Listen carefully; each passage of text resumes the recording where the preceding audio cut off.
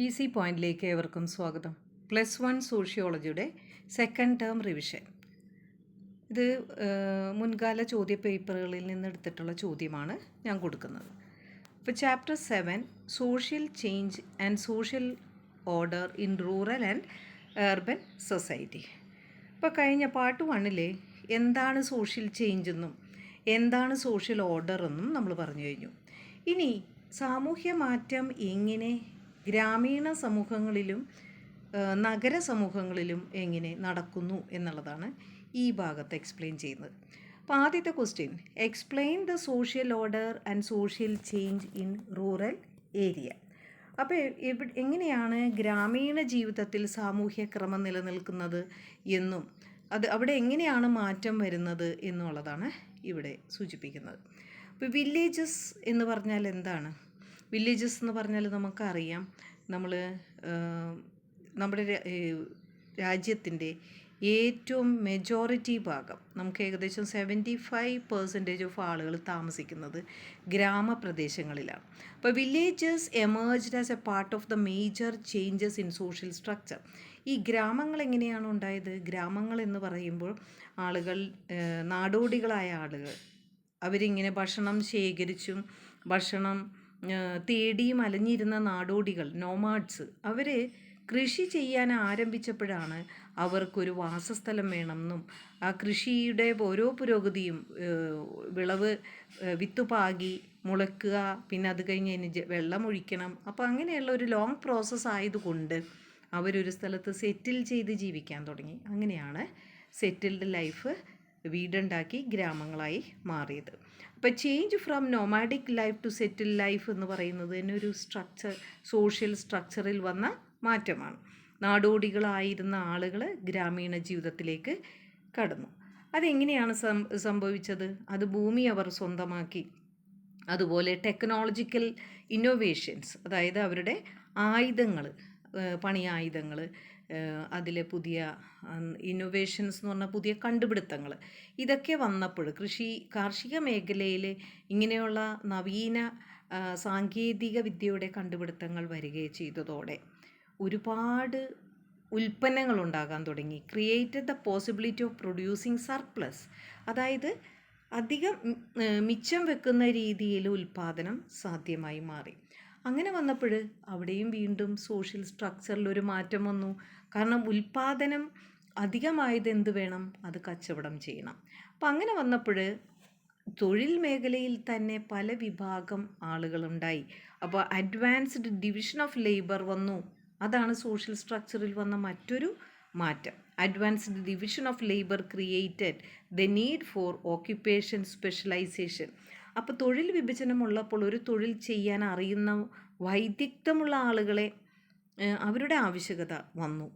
All these changes together shape the emergence of the village as A population.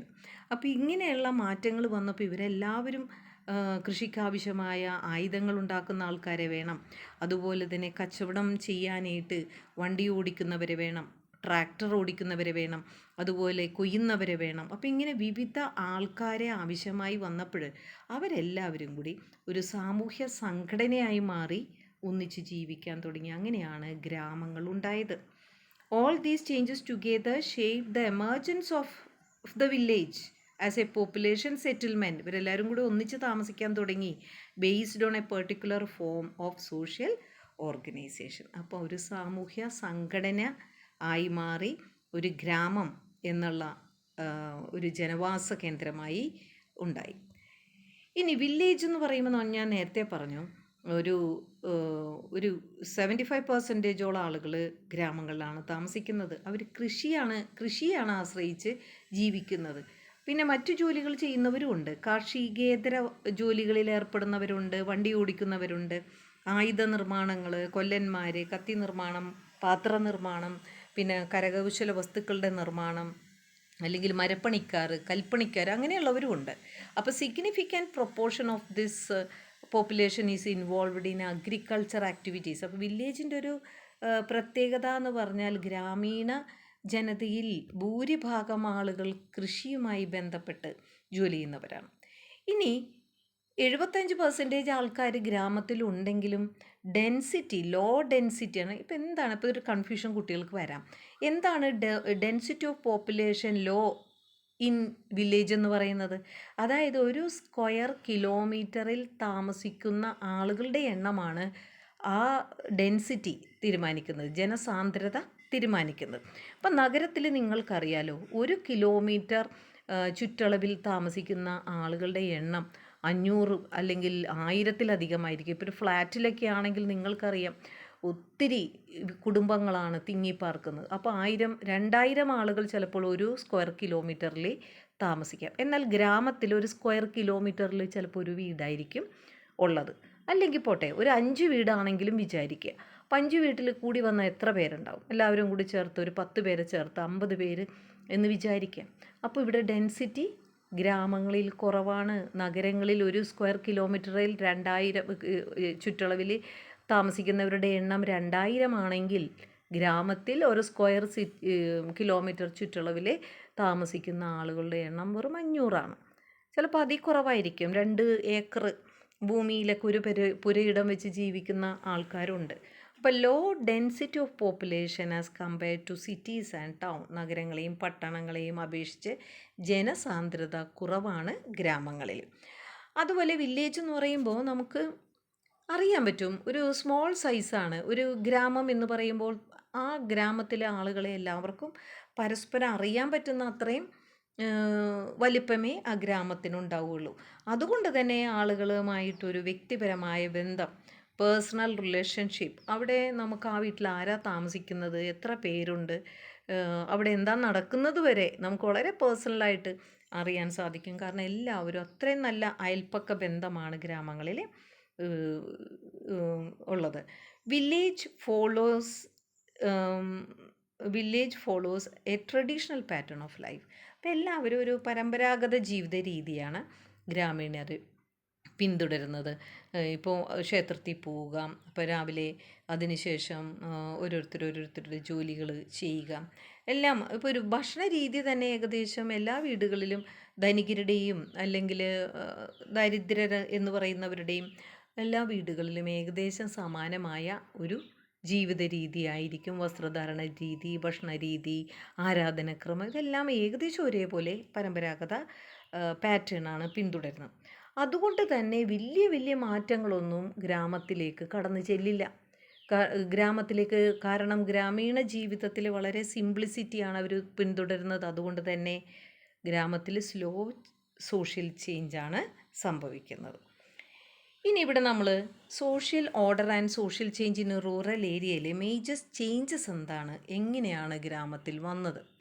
ഗ്രാമത്തിൽ വളരെ സാവധാനത്തിൽ ആണ് മാറ്റങ്ങൾ വരുന്നത് എങ്കിലും ഗ്രാമത്തിൻ്റെ മുഖച്ഛായ മാറും. കാരണം പണ്ട് ഗ്രാമം ഉണ്ടായിരുന്ന ആ ഒരു സവിശേഷതകളൊന്നുമല്ല ഇന്ന് ഗ്രാമത്തിന്. ഏകദേശം നമുക്കൊരു നഗരത്തിന് സമാനമായ അല്ലെങ്കിൽ ഒരു ടൗണിന് സമാനമായ ജീവിത രീതിയാണ് ഇന്ന് ഗ്രാമീണർക്കും ഉള്ളത്.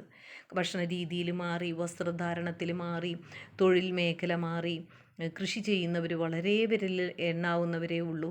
ബാക്കിയുള്ളവരെല്ലാം മറ്റു ജോലികളിൽ, IT ഫീൽഡിൽ, പിന്നെ എല്ലാവർക്കും വാഹനമുണ്ട്. ഒരു സിറ്റി സമാനമായ ജീവിതമാണ്, ഫുഡ് ഹാബിറ്റ്സാണ് എല്ലാവർക്കും ഉള്ളത്.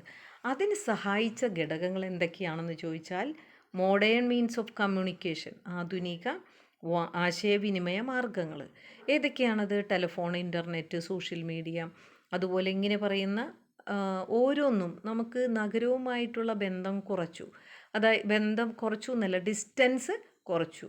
അപ്പോൾ നഗരമായിട്ട് നമുക്ക് വളരെ കോണ്ടാക്റ്റ്, ഇപ്പോൾ വാഹനങ്ങളുള്ളത് കൊണ്ടും ട്രെയിൻ സൗകര്യങ്ങളുള്ളത് കൊണ്ടും നമുക്ക് പെട്ടെന്ന് തന്നെ ഗ്രാമത്തിൽ നിന്ന് പട്ടണത്തിലെത്താനും, പട്ടണത്തിൽ പോയി സാധനങ്ങൾ വാങ്ങാനും, അല്ലെങ്കിൽ പട്ടണത്തിൽ ജോലി ചെയ്ത് തിരിച്ചു വരാനും എല്ലാം സാധിക്കും.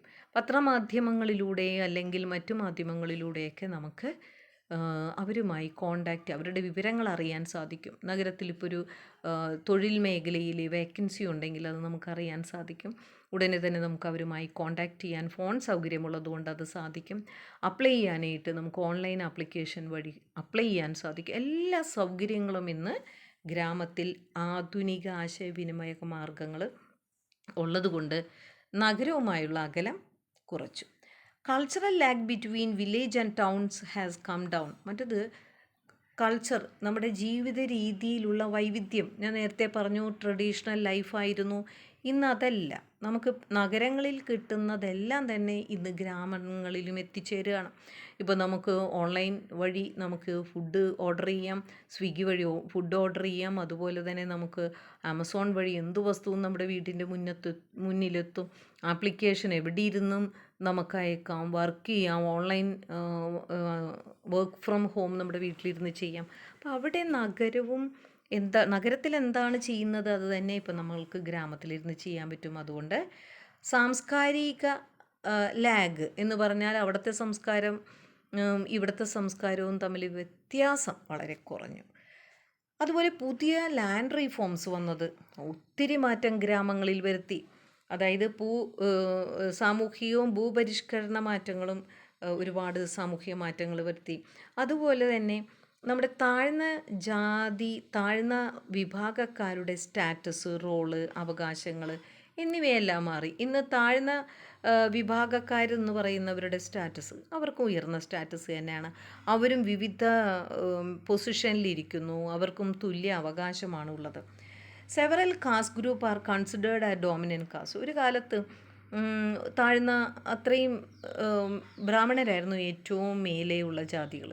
പക്ഷേ അതിൽ താഴെയുള്ള ജാതികൾ അവർ രാഷ്ട്രീയപരമായി സ്വാധീനം ചെലുത്തുന്നവരും അതുപോലെ തന്നെ ലാൻഡ് റീഫോംസ് വഴി ഭൂമി അവർക്ക് ലഭിക്കുകയും കൃഷി ചെയ്യാൻ ലഭിക്കുകയും ചെയ്തു. അപ്പോൾ എക്കണോമിക് റൈറ്റ്സ് അവർക്ക് എന്തൊക്കെയാണ്, അതുപോലെ ന്യൂമറിക്കൽ സ്ട്രെങ്ത്ത്, അവരെണ്ണത്തിൽ കൂടുതലും ഉള്ള അങ്ങനെയുള്ള വിഭാഗങ്ങൾ മേധാവിത്വ ജാതിയായി മാറി. അപ്പോൾ ഇവിടെയുള്ള ഏറ്റവും പ്രധാന മാറ്റം ചില ജാതികൾ മേധാവിത്വ ജാതികളായി എന്ന് മാറി.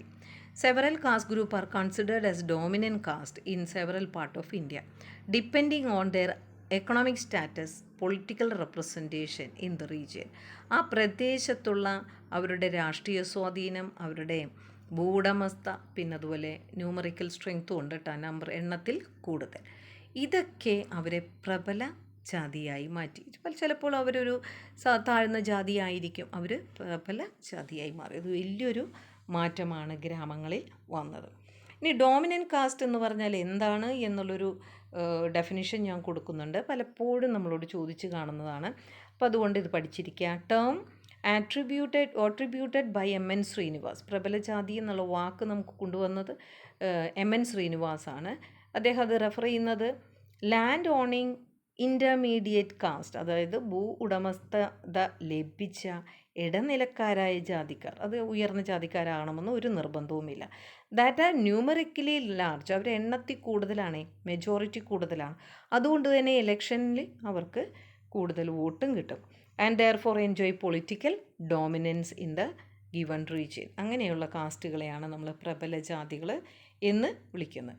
പിന്നെ കൃഷിയിലുള്ള ന്യൂ ടെക്നോളജി, കാർഷിക മേഖലയിൽ പുതിയ സാങ്കേതിക വിദ്യയുടെ വരവ് ഒരുപാട് മാറ്റം വരുത്തി.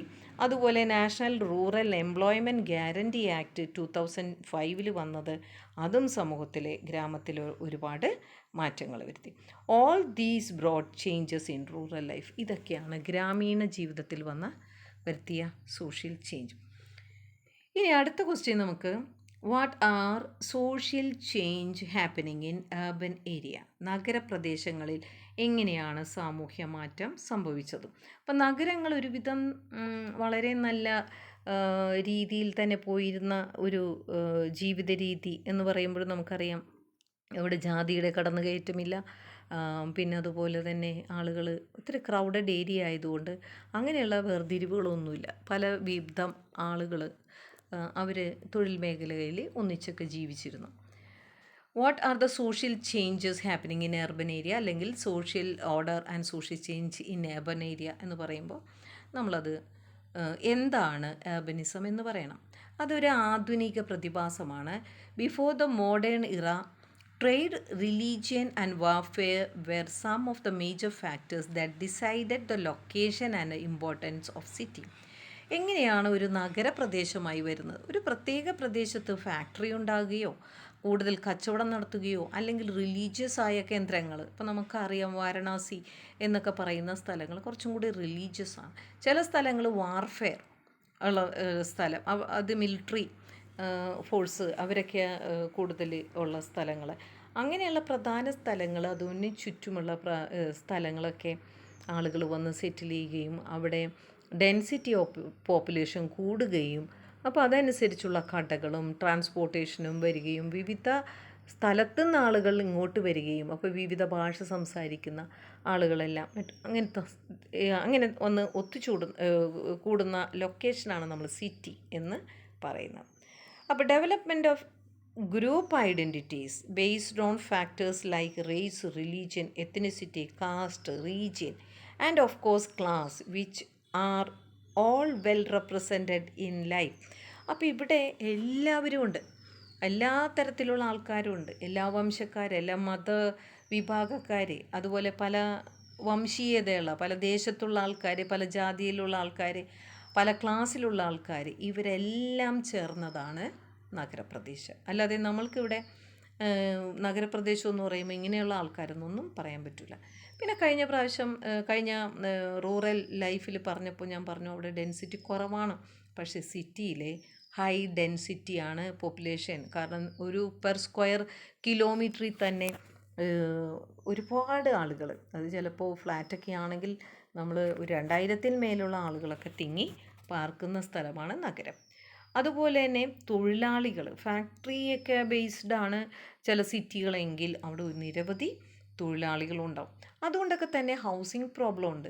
ഈ തൊഴിലന്വേഷിച്ച് വരുന്നവർക്ക് അക്കോമഡേറ്റ് ചെയ്യാൻ വീടുകളുണ്ടാകില്ല. വീടുകളുള്ളതൊക്കെ തന്നെ ഉയർന്ന റെൻ്റായിരിക്കും, വാടകയായിരിക്കും. അങ്ങനെ ഭവന പ്രശ്നം വളരെയധികം രൂക്ഷമാണ്. അങ്ങനെ വന്നപ്പോഴാണ് ഒരു സ്ട്രക്ചറൽ ചേഞ്ച് സിറ്റിയിലുണ്ടായത്. അപ്പോൾ അതിനു മുമ്പ് സിറ്റി എന്താണെന്നാണ് നമ്മൾ പറഞ്ഞത്. അപ്പം ഇനി സിറ്റിയിൽ വന്ന സ്ട്രക്ചറൽ ചേഞ്ച് എന്താണ്? തെരുവ് ജനത ഉണ്ടായി. അതാണ് ഒന്നാമത്തെ point. Shortage of housing for the poor leads to homelessness. അതായത് ആളുകൾക്ക് താമസിക്കാൻ വീട് കിട്ടുന്നില്ല, ആ വീടിൻ്റെ വാടക വളരെ കൂടുതലാണ്. അപ്പോൾ വളരെ ചെറിയ ജോലിക്ക് വന്ന ആൾക്ക്, കൂലിപ്പണിക്കാർക്കൊക്കെ താമസിക്കാൻ സ്ഥലമില്ല. അപ്പോൾ അവരെന്ത് ചെയ്യും? അവർ ജോലി കഴിഞ്ഞിട്ട് എവിടെയെങ്കിലുമൊക്കെ ഒരു ഫുട്പാത്തിലോ അല്ലെങ്കിൽ പാലത്തിൻ്റെ ഫ്ലൈ ഓവറിൻ്റെ അടിയിൽ അല്ലെങ്കിൽ എവിടെയെങ്കിലുമൊക്കെ പൊളിഞ്ഞു കിടക്കുന്ന കെട്ടിടത്തിൽ അല്ലെങ്കിൽ എംപ്റ്റി സ്പേസ്, പുറമ്പോക്ക് സ്ഥലങ്ങളിലൊക്കെ ഷെഡും അല്ലെങ്കിൽ ഒരു ടാർപോളിനൊക്കെ വലിച്ചു കെട്ടി അവർ താമസിക്കുന്നു.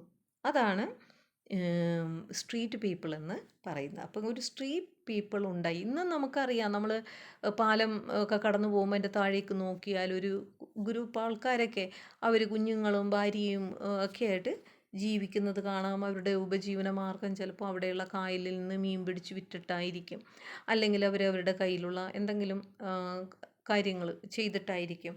അപ്പോൾ ഇതാണ് ഒരു മാറ്റം. തെരുവുവാസികൾ എന്ന പ്രതിഭാസം നമ്മുടെ എർബൻ ലൈഫിലെ ഒരു മാറ്റമായി മാറി. അതാണ് സ്ലമ്മിന് കാരണമായത് കേട്ടോ. ഇങ്ങനെ തന്നെയാണ് കോളനി വാഴ്ച കാലഘട്ടത്തിലെ ഫാക്ടറിയിൽ ജോലി ചെയ്യാൻ വന്നിരിക്കുന്നവർക്ക് താമസിക്കാൻ സ്ഥലമില്ലാത്തതുകൊണ്ട് ഫാക്ടറിയുടെ വേസ്റ്റുകളൊക്കെ ഇടുന്ന സ്ഥലം, അതൊക്കെ ഇങ്ങനെ പുറമ്പോക്കായിട്ട് കുപ്പയായിട്ട് കിടക്കുന്ന സ്ഥലത്തൊക്കെ പോയി താമസിക്കാൻ തുടങ്ങി. അങ്ങനെയാണ് ചേരി പ്രദേശം ഉണ്ടായത്. അപ്പം നഗരങ്ങളിൽ വന്ന മറ്റൊരു മാറ്റമാണ് ചേരി ഉണ്ടാകുക, തെരുവ് പീപ്പിൾ ഉണ്ടാകുക, അത് കഴിഞ്ഞിട്ട് ചേരി പ്രദേശം ഉണ്ടാകുക. ഇനി ഒഫീഷ്യൽ ഡെഫിനിഷൻ വേരി. സ്ലം എന്താണ്? സ്ലം ചേരി പ്രദേശം അത് വളരെ കൺജസ്റ്റഡായ, ഓവർ ക്രൗഡഡായ നെയ്ബർഹുഡാണ്. ആളുകൾ ഇങ്ങനെ അടുക്കി താമസിക്കുന്നു. ഇപ്പോൾ ടി വിയിലൊക്കെ ചില പ്രോഗ്രാമിലൊക്കെ നമുക്ക് കാണാറുണ്ട്, നമ്മളുടെ ബോംബെയിലെ ഏറ്റവും വലിയ ചേരിയായ ധാരാവി, അതിൽ ആളുകൾ താമസിക്കുന്നതൊക്കെ ഒന്ന് ഗൂഗിളിൽ സെർച്ച് ചെയ്താൽ അറിയാൻ സാധിക്കും. ചേരിയുടെ ശോചനീയ അവസ്ഥയാണ്. ഇത്രയും മാലിന്യ കൂമ്പാരത്തിലാണ് അവർ താമസിക്കുന്നത്. അതുപോലെ with no proper civic facility, ശുദ്ധമായ വെള്ളമില്ല, വായു സഞ്ചാരമില്ല, ചിലപ്പോൾ ഇലക്ട്രിസിറ്റി കണക്ഷൻ ഇല്ല, ഇങ്ങനെയുള്ള ഒന്നുമില്ലാതെയാണ് അവരവിടെ താമസിക്കുന്നത്. ഒരു ബിൽഡിംഗ് മെറ്റീരിയൽ എന്ന് പറയാൻ തന്നെ ചിലപ്പോൾ ഉണ്ടാവില്ല. പ്ലാസ്റ്റിക് ഷീറ്റ് വലിച്ച്, കാർഡ്ബോർഡ് ഒക്കെ വെച്ചിട്ടൊക്കെയാണ് അവർ താമസിക്കുന്നത്. അപ്പോൾ ഇതാണ് ഒരു പോയിൻ്റ്, സ്ലം. അപ്പോൾ നേരത്തെ നമ്മൾ പറഞ്ഞത് സ്ട്രീറ്റ് പീപ്പിൾ, നഗരത്തിൽ വന്ന മാറ്റം. പിന്നെ മറ്റൊരു മാറ്റമാണ് ഗെറ്റോയിസേഷൻ. ഇത് എപ്പോഴും ചോദിക്കുന്നതാണ് കേട്ടോ, വാട്ട് ഈസ് ഗെറ്റോയിസേഷൻ? ഗെറ്റോ എന്ന് പറയുമ്പോൾ തന്നെ നമുക്കറിയാം, ജൂതന്മാർ താമസിച്ചിരുന്ന നെയ്ബർഹുഡ് പ്രദേശങ്ങൾ, അവർ ഒന്നിച്ച് താമസിച്ചിരുന്ന ആ പ്രദേശത്തെ നമ്മൾ ഗെറ്റോസ് എന്നാണ് വിളിച്ചിരുന്നത്. അപ്പോൾ ഇവിടെ originally from the term used for the locality where Jews lived in medieval European cities. Today refers to any neighborhood with the concentration of people of a particular religion. ഒരു പ്രത്യേക മതവിഭാഗങ്ങൾ അവരെല്ലാവരും ചേർന്ന് ഒന്നിച്ച് ഒരു വലിയൊരു ഗ്രൂപ്പായിട്ട് ചെറിയ ചെറിയ വീടുകൾ വെച്ച് താമസിക്കുന്നതിനെയാണ് ഗെറ്റോ എന്ന് വിളിക്കുന്നത്. മതവിഭാഗം മാത്രമല്ല, ചില ദേശീയത, ചില പ്രദേശത്തുള്ള ആൾക്കാർ, ചില വിഭാഗം ജാതിക്കാർ, ഇപ്പം നമുക്ക് പലയിടത്തും അങ്ങനെയൊക്കെ കാണാറുണ്ട്. മുസ്ലിംസ് ഏരിയ, പിന്നെ ചിലത് കൊങ്ങിണീസ് ഏരിയാസ്, ചിലത് അങ്ങനെയൊക്കെ നമ്മൾ ഗെറ്റോസായിട്ട് താമസിക്കുന്നുണ്ട്. അപ്പോൾ അങ്ങനെയുള്ള കോമൺ ഐഡൻറ്റിറ്റി ഉള്ള ഒരു ഗ്രൂപ്പ് അവർ ഒരു പ്രത്യേക പ്രദേശത്ത് കൂട്ടമായി താമസിക്കുന്നതിനാണ് ഗെറ്റോയിസേഷൻ എന്ന് വിളിക്കുന്നത്. അപ്പോൾ എന്താണ് നമ്മൾ പറയേണ്ടത്? Ghettoisation is a process of creation of ghettos through the conversion of mixed composition neighbourhood into a single community നെയ്ബർഹുഡായിട്ട് താമസിക്കുന്നത്. അങ്ങനെ ഓരോ ജാതിക്കാർ താമസിച്ചിരുന്നത് പോലെ അല്ല കേട്ടോ ഇന്ന് താമസിക്കുന്നത്. ഇന്ന് ഗെറ്റോയിസേഷൻ എന്ന് പറയുന്നത് പല ആളുകൾ ഒരു പ്രദേശത്ത് ഒന്നിച്ച് താമസിക്കുന്നു. അതിനെയാണ് നമ്മൾ ഗെറ്റോയിസേഷൻ എന്ന് വിളിക്കുന്നത്. ഇനി സിറ്റിയുടെ മറ്റൊരു പ്രത്യേകത എന്ന് പറഞ്ഞാൽ ഇൻക്രീസിങ് പൊല്യൂഷനാണ്. എപ്പോഴും അവിടെ പുകപടലവും നമുക്ക് ഫാക്ടറിയിൽ നിന്നുള്ള പുകയും ഒക്കെ ആയിട്ട്, ഗ്രാമീണ പ്രദേശങ്ങളിൽ വളരെ ശുദ്ധമായ വായു സഞ്ചാരവും അവിടെ നല്ല വെള്ളവും നല്ല കാറ്റും തുറസായ സ്ഥലങ്ങളും ഉണ്ടെങ്കിൽ ഇവിടെ ഇടുങ്ങിയ വീടുകളും ഓവർ ക്രൗഡഡ് ആയ ആൾക്കാരും അവരുടെ വേസ്റ്റുകളും പിന്നെ വേസ്റ്റ് കൊണ്ടുപോയി കളയുക, അങ്ങനെയുള്ള പ്രദേശങ്ങൾ. അപ്പം അങ്ങനെ മൊത്തം പൊല്യൂട്ടഡാണ്. അതുപോലെ പോസിറ്റീവ് സൈഡ് പറയുകയാണെങ്കിൽ അവർക്ക് എല്ലാ മോഡേൺ ഫെസിലിറ്റീസ് ഉണ്ട്. ഹോസ്പിറ്റലുണ്ട്, റിക്രിയേഷൻ സെൻറ്റേഴ്സ് ഉണ്ട്, മോളുണ്ട്, അതുപോലെ തന്നെ സിനിമാ തിയേറ്ററുണ്ട്, എല്ലാം ഉണ്ട്. അതുപോലെ തന്നെ അവർക്ക് സെക്യൂരിറ്റി ഉണ്ട്, പോലീസ്, ഇലക്ട്രിസിറ്റി, വാട്ടർ സപ്ലൈ, ഇതെല്ലാം നമുക്ക് നഗരങ്ങളിൽ വളരെ ഈസി ആയിട്ട് അവൈലബിളാണ്. ഇനി നഗരത്തിൽ വന്ന മറ്റൊരു മാറ്റമാണ് ഗേറ്റഡ് കമ്മ്യൂണിറ്റി. അപ്പം നമുക്ക് അറിയാം, പലപ്പോഴും നമ്മൾ ഇതുപോലെ അർബൻ ലൊക്കാലിറ്റിയിൽ കുറച്ച് റിച്ചായ ആൾക്കാരാണ് അങ്ങനെ ഗേറ്റഡ് കമ്മ്യൂണിറ്റിയിൽ ജീവിക്കുന്നത്.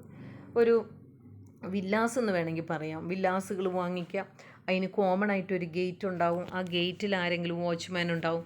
അതിൻ്റെ അകത്തേക്ക് പോകുന്നവരുടെ കണക്കും വിവരങ്ങളും, ആരാണ് ഏത് വീട്ടിലോട്ടാണ് പോകുന്നത് എന്നൊക്കെ എഴുതി വെച്ചിട്ടുണ്ടാവും.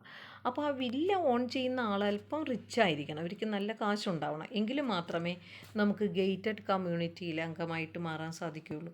അതായത് urban localities usually upper class or affluent, അതാണ് ധനികർക്ക്, ഉയർന്ന വർഗത്തിനോ അല്ല അഫ്ലുവൻ്റ് എന്ന് പറഞ്ഞാൽ ധനികർക്ക്, അവർക്കാണ് ഗേറ്റഡ് കമ്മ്യൂണിറ്റിയിൽ വളരെ കോസ്റ്റ്ലി ആയ വീടായിരിക്കും. അത് are sealed off from the it surrounding by fences. മറ്റ് അയൽപ്പക്കങ്ങളൊന്നും അവർക്ക് ഉണ്ടാവില്ല. അവരുടെ ഈ അയൽപ്പക്കങ്ങളെന്ന് പറഞ്ഞാൽ വില്ലാസ്, നിങ്ങൾക്കറിയാലോ, ഒരു സ്ട്രീറ്റിൽ ആ വില്ലാസ് ഒരേപോലത്തെ വീടുകളായിരിക്കാം. അതിനപ്പുറത്ത് ചിലപ്പോൾ ചെറിയ ചെറിയ വീടുകളുണ്ടാവും. അപ്പോൾ അവരിൽ നിന്ന് വേർതിരിച്ച് ഇവർ ഗേറ്റെല്ലാം പണിത്, ഇത് വില്ലാസ് അത് വേറെ ആയിരിക്കും, അതിനെ ഗേറ്റഡ് കമ്മ്യൂണിറ്റി എന്ന് വിളിക്കുന്നു. വാൾസ്, ഗേറ്റൊക്കെ വെച്ച് കൺട്രോളിങ് എൻട്രി ആൻഡ് എക്സിറ്റ്, അതിൻ്റെ അകത്തേക്ക് കയറണമെങ്കിൽ നമുക്കവിടെ ആരെങ്കിലുമൊക്കെ വാച്ച്മാനൊക്കെ ഉണ്ടാവും. അവർക്ക് പുറത്തുനിന്നുള്ള വാട്ടർ കണക്ഷൻ ആയിരിക്കത്തില്ല. പുറത്ത് കറണ്ട് ഇല്ല എങ്കിലും നമ്മളുടെ സിറ്റിയിൽ തന്നെ കറണ്ട് പോയ വാട്ടർ സപ്ലൈ ഇല്ലെങ്കിലും കുഴപ്പമില്ല, അവർക്ക് അവരുടേതായ ജനറേറ്ററും അതുപോലെ തന്നെ വാട്ടർ സപ്ലൈയും ഉണ്ടായിരിക്കും. It will have its on electricity and water supply. അതുപോലെ തന്നെ ഡെയിലി ലോങ് ഡിസ്റ്റൻസ് കമ്മ്യൂണിറ്റീസ്, ആ പോയിൻ്റ് വിട്ടേക്ക് കേട്ടോ, അതെങ്ങനെയോ ടൈപ്പ് ചെയ്തപ്പോൾ അതിൽ കയറിയതാണ്. പിന്നെ അതുപോലെ തന്നെ ട്രാൻസ്പോർട്ട് സിസ്റ്റം, അവിടെ വളരെ നമ്മുടെ സിറ്റിയിൽ നല്ലൊരു ക്വാളിറ്റി ഓഫ് ലൈഫ് ഉണ്ടാകും. അതുപോലെ തന്നെ നമുക്ക് ട്രാൻസ്പോർട്ട് സിസ്റ്റം ഉള്ളതുകൊണ്ട് നമുക്ക് എവിടെയും പോകാനും വരാനും ഒക്കെ സാധിക്കുന്നു. പിന്നെ അതുപോലെ തന്നെ മറ്റൊരു പോയിൻ്റാണ് ഇതിൽ ജെൻട്രിഫിക്കേഷൻ. അപ്പോൾ നമ്മളിപ്പോൾ സിറ്റിയിലുള്ള സ്ട്രക്ചറൽ മാറ്റങ്ങൾ പറഞ്ഞപ്പോൾ പല പോയിൻറ്റ്സ് പറഞ്ഞു. ഒന്ന് സ്ട്രീറ്റ് പീപ്പിൾ പറഞ്ഞു, 2 സ്ലം പറഞ്ഞു, പിന്നെ നമ്മളിപ്പോൾ ഗേറ്റഡ് കമ്മ്യൂണിറ്റിയെ കുറിച്ച് പറഞ്ഞു. അതിനു മുമ്പ് നമ്മൾ ഗെറ്റോയിസേഷൻ പറഞ്ഞു. ഇനി ഇത് ജെൻട്രിഫിക്കേഷൻ. എന്താണ് ജെൻട്രിഫിക്കേഷൻ? ജെൻട്രിഫിക്കേഷൻ എന്ന് പറയുമ്പോൾ ലോവർ ക്ലാസ് പീപ്പിളായിരിക്കും, അവരൊരു പ്രദേശത്ത് താമസിച്ചുകൊണ്ടിരിക്കുകയായിരിക്കും. അപ്പോൾ ആ പ്രദേശത്ത് എന്തെങ്കിലും ഒരു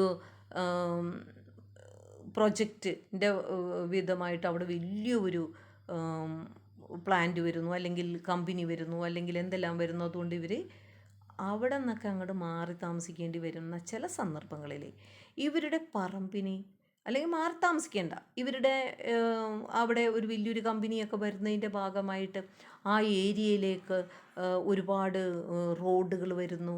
അതുപോലെ അവിടെ നല്ല കച്ചവട മേഖലയായി മാറുന്നു. ആ പ്രദേശം മുഴുവൻ വളരെ ഡെവലപ്ഡായി മാറുന്നതുകൊണ്ട് അവരുടെ വീടും പറമ്പിനും, അവർ മേടിച്ചിട്ടിരിക്കുന്ന പറമ്പിനും സെൻറ്റിന് അങ്ങോട്ട് വില കുതിച്ച് കയറുന്നു. അപ്പോൾ ഒരു സെൻറ്റിന് ചില 50,000 രൂപ ഉണ്ടായിരുന്ന പറമ്പിനൊക്കെ 10 ലക്ഷം രൂപ വരെ വില വരുമ്പോൾ അവർ ധനികരായി മാറുന്നു. അപ്പോൾ ലോ ക്ലാസ് പീപ്പിൾ പെട്ടെന്ന് തന്നെ ധനികരായി മാറുന്നു. Gentrification means the transformation of lower class area into middle class അല്ലെങ്കിൽ അപ്പർ ക്ലാസ് ഏരിയയായി മാറി.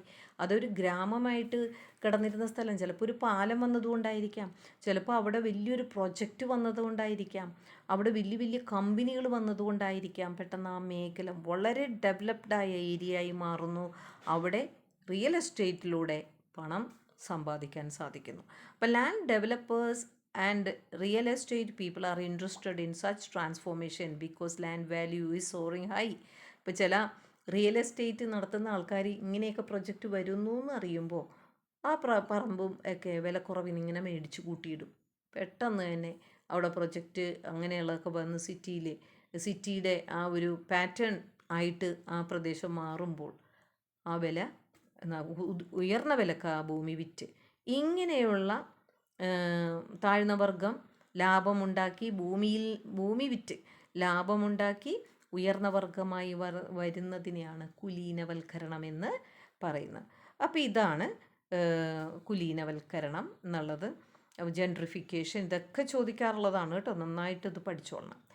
ഇനി അടുത്തതാണ് ലെജിറ്റിമേഷൻ. ലെജിറ്റിമേഷൻ എന്ന് പറഞ്ഞാൽ ചില കാര്യം നമ്മളിപ്പോൾ വളരെ നിയമാനുസൃതമായ പ്രക്രിയ അല്ലെങ്കിൽ എന്തെങ്കിലും നിയമാനുസൃതമായി പറയുന്ന കാര്യങ്ങളെയാണ് നമ്മൾ ലെജിറ്റിമേഷൻ എന്ന് പറയുന്നത്. അപ്പോൾ ഇവിടെ അത് വളരെ നമ്മളെല്ലാ കാര്യങ്ങളിലും അന്ധവിശ്വാസത്തിനൊന്നും ഒരു സ്ഥാനമില്ല, എല്ലാത്തും ലീഗലായിട്ടാണ് നമ്മൾ സിറ്റിയിൽ മുന്നോട്ട് പോകുന്നത്. പിന്നെ അതുപോലെ മാസ് ട്രാൻസിറ്റ് എന്ന് പറഞ്ഞത് ഫാസ്റ്റ് സിറ്റി ട്രാൻസ്പോർട്ടാണ്. നമുക്കറിയാം, നമുക്കിവിടെ ട്രെയിനുണ്ട്, അതുപോലെ തന്നെ എല്ലാം പാസഞ്ചേഴ്സ് ഉണ്ട്. അപ്പോൾ ഇങ്ങനെ mode of fast city transport for a large members, കുറേ ആൾക്കാർക്ക് വേണ്ടി കയറാൻ പറ്റുന്ന ഒക്കെയാണ് മെട്രോ റെയിലൊക്കെ അതിന് വളരെ എക്സാമ്പിളായിട്ട് കൊടുക്കുക. അപ്പോൾ മാസ് ട്രാൻസിറ്റ് ഉള്ളത് എവിടെയാണ്? ഇപ്പം ഇന്ന് നമ്മൾക്ക് നഗരപ്രദേശത്തിൻ്റെ ഒരു മാറ്റമാണ് എന്ന് പറയാം. ഇനി പ്രോബ്ലംസ് പറയുമ്പോൾ നമ്മൾ നേരത്തെ പറഞ്ഞു, ഇത് problems creation of slums and street പീപ്പിളാണ്. മറ്റൊരു പ്രോബ്ലമാണ് ഹൗസിംഗ് പ്രോബ്ലം, ഓവർ ക്രൗഡിങ്, അത് ഫുട്പാത്തിലോട്ടൊക്കെ ജീവിക്കാൻ പ്രാപിച്ചു എന്നുള്ളത്. All these are the changes happening in the urban area. അപ്പോൾ ഏകദേശം ഈ ചാപ്റ്റർ തീരുകയാണ്. 2 പാർട്ടായിട്ടാണ് ഈ ചാപ്റ്റർ ഞാൻ കൊടുത്തിരിക്കുന്നത്. നന്നായിട്ട് പഠിക്കുക. ഇതിൽ നിന്ന് വരുന്ന ക്വസ്റ്റ്യൻസൊക്കെ തീർച്ചയായിട്ടും നിങ്ങൾക്ക് അറ്റൻഡ് ചെയ്യാൻ സാധിക്കും. ഹൈ സ്കോർ മാർക്ക് വാങ്ങാൻ സാധിക്കും. ഇനി അടുത്ത വീഡിയോയുമായി ഉടനെ എത്താം.